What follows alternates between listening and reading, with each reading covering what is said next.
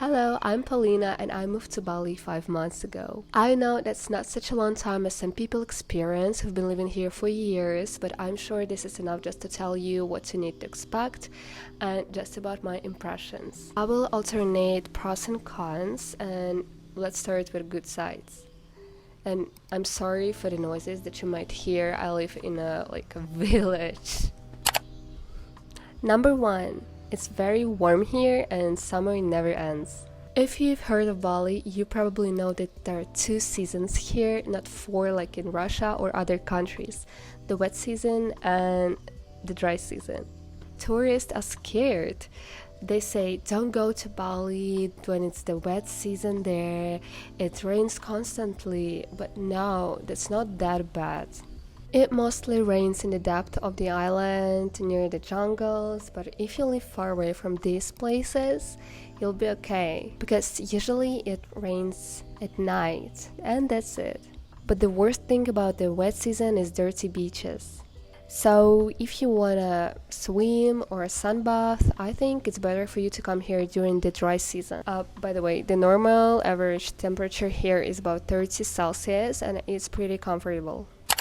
Number two, not very good part about Bali is its traffic. Since I had never been to an Asian country before, I was shocked how people drive here. The main means of transport is motorbike here, and you can't avoid it. There are no traffic lights, no rules, people always overtake each other, cut, and risk their and other people's lives.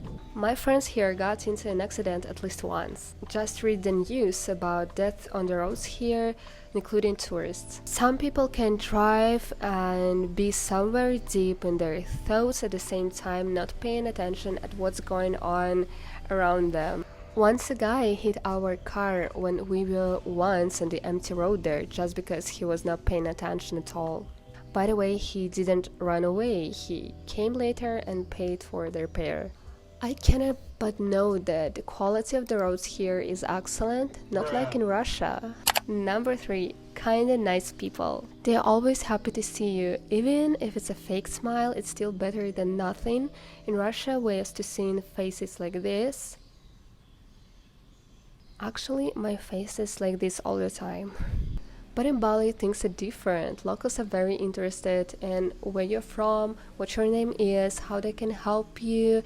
They even can take your number just for chatting. An important point, even in touristy areas, Balinese people don't act impudently. They don't grab you, don't drag you anywhere, don't get angry when you don't buy the stuff. They respect your personal space. You'll be welcome regardless your skin color and nationality. But be careful and don't be rude because they're pretty touchy. Food topic is extremely subjective, but if you have any stomach diseases, it's better for you to take your medicines from your country. I have gastritis, so the first months passed in misery. The food here is not only spicy but also very greasy, that can cause bloating and heartburn. Fortunately, you can find a lot of international cuisine here, and if you have your own kitchen, cook by yourself. I eat Balinese dishes, but not that often because it's not diverse. They have like 6 or 5 popular dishes that you can eat every day. I will never get used to this food. Number 5, low prices. Sorry for the rain, it's the wet season now. If this is the first trip to Bali for a week or two, then probably you may not feel the difference with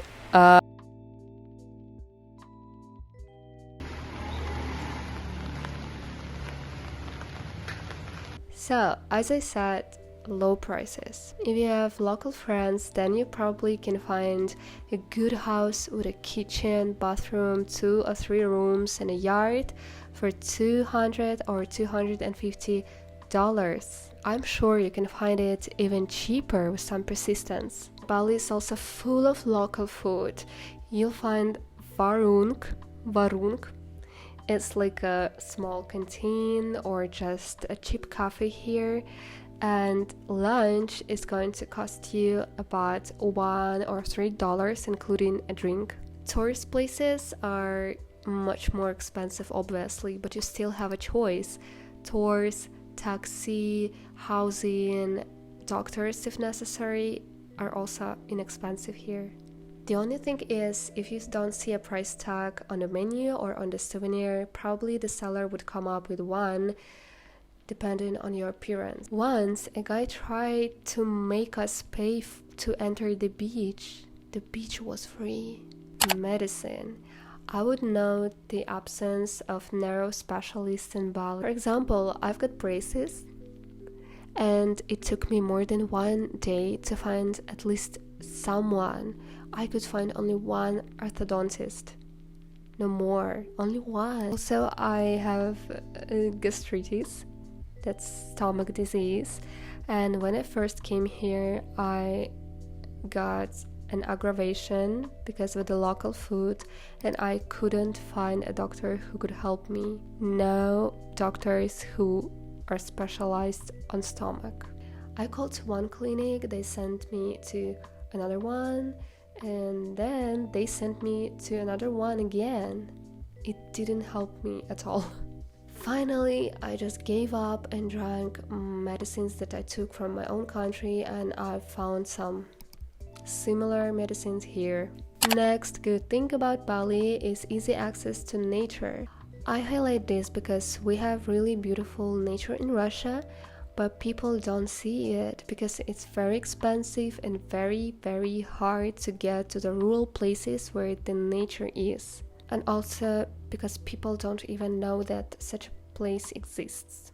Here you can easily get on any place you want, just get on your bike or by taxi. Many natural attractions are paid, but they would cost you literally nothing. Here you can see rice fields, volcanoes, lakes, mountains, dolphins, beautiful beaches, and so on. Probably the last bad part about Bali is no opportunity to walk at all. Yes, it is. There are no sidewalks here, and if they are, bike owners think that this is a parking space for their bikes. No matter how ridiculous it may sound, but walking here is possible only in some special areas like monkey forest, park, beaches, your house, and in general, you can't get from point 1 to point B without your bike or taxi. By the way, bike is life-threatening here, so don't use it if you don't want to die. This is another subjective point. I love dogs so much, and locals love them too. What a coincidence. We agree on this. But they love them on their own way. They are not aggressive at all. I would say they are independent. So the owners let them go everywhere. They just let them out and goodbye. And these dogs can walk and can go wherever they want and do whatever they want. They fight monkeys, they steal food from offerings, they can lie on the road right in the middle, they can swim on a beach. Yes, I like this approach and don't like it at the same time because this carelessness has its downside. Almost no one treats dogs if they get sick, and they get sick all the time, and they spread the infection all around the island. They also multiply uncontrollably, and this is not good for environment.